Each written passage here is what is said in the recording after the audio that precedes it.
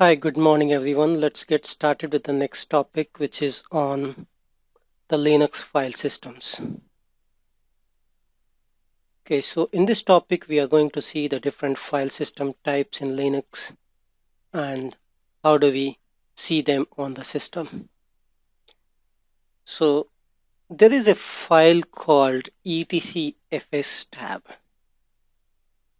So all the file system which need to be mounted at the system boot time is stored in this file.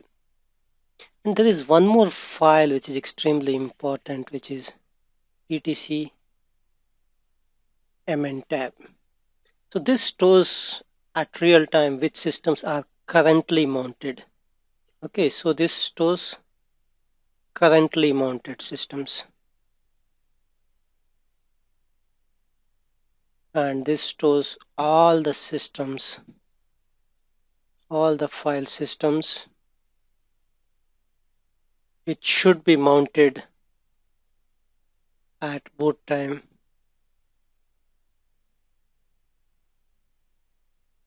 automatically. So when the system boots, all the file systems which are listed here should get automatically mounted.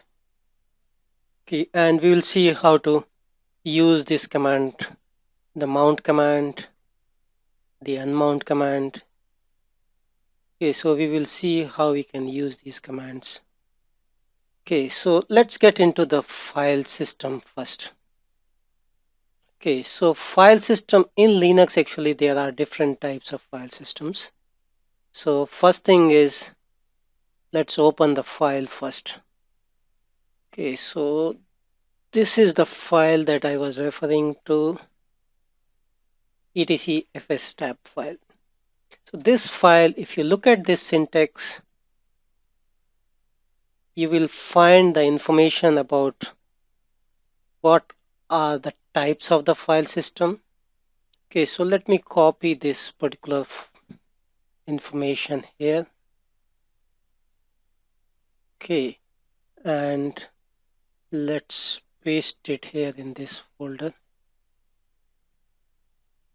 Okay, now let's review this information that we have just pasted here.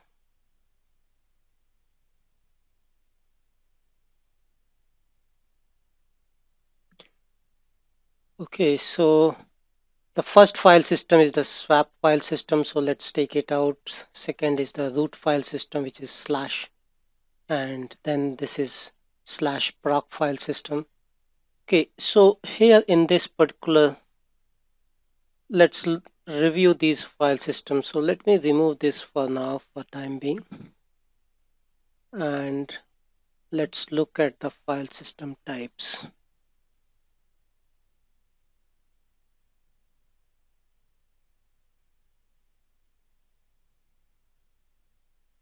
Okay, so here you can see that there is this particular type is the file system type. This is a GPFS file system here in this case.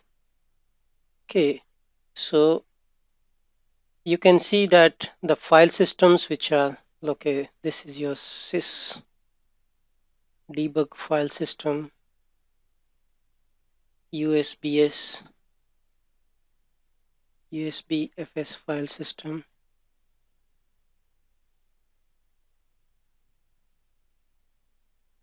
Okay, so this is a list of the file system which is there in this system. So GPFS file system, it's a specific file system from IBM for Linux. Okay, so IBM can provide high availability using this. Apart from that, there are a couple of other file system types that is listed. Okay, but the key file system type, because this being an advanced system, it has a couple of different file system types. But let's look at some of the main file system types, especially the ext2, ext3 file systems. Okay, then there is a file system for CD-ROM. Okay, so there is a ext2 file system, ext3 file system for CD-ROM, JFS file system, XFS file system, NTFS file system. So these are some of the key file system types.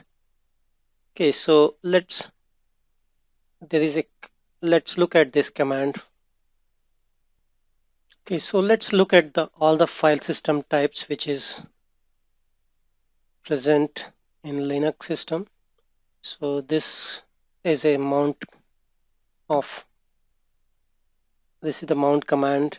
We are seeing the manual page for this, and if you scroll down you will find an information with the -t option, that is -t type of the file system, and you can see there are so many types of file system which is supported by Linux, SUSE Linux.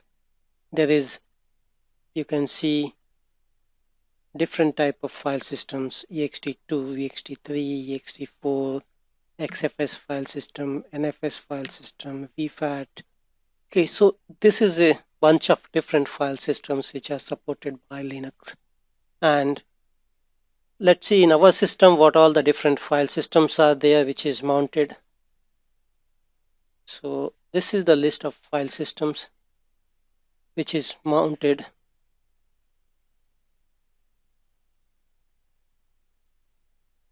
Okay, you can see these are the different file system types which is mounted in this.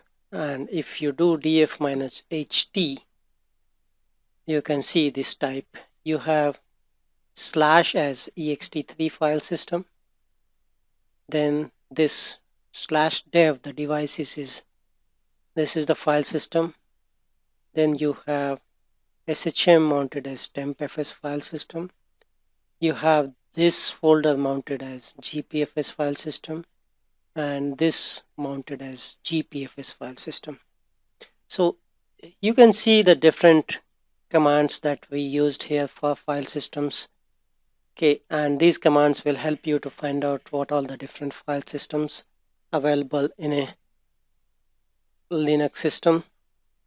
Okay, so just to recap what we have discussed so far, file systems provide a base for your files to be stored on the physical disk.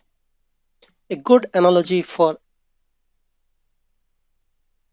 a disk is like holding the buildings that houses your local library, while the file system is its infrastructure, the shelves that hold the books and the card catalog that enable you to find a particular title. So Linux supports many different type of file systems, each of which has its own internal structure over access methods. To access a specific type of file system, Linux uses kernel software known as device drivers that understand the internal structure of a specific file system. Okay, Linux provides a general system that is easily extended. Linux provides the virtual file system layer as well. Okay, so the key things for you guys to take note from the day-to-day perspective is, first thing is the mount command. Okay, if you just type mount, it will show which are the file systems which are mounted. Okay, there is another command called df command.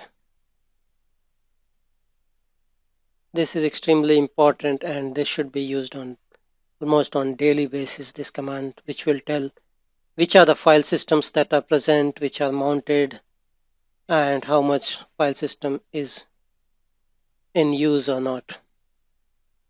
So that is about the df command. Then we have seen the different files. The key files is etc fs tab. Okay, listing down the different file system types that you have. Okay, then you have the file systems which are mounted currently. So this is an overview about the file systems in a Linux system. Okay, that's all I wanted to cover in this topic. Thank you and have a nice day. Bye-bye.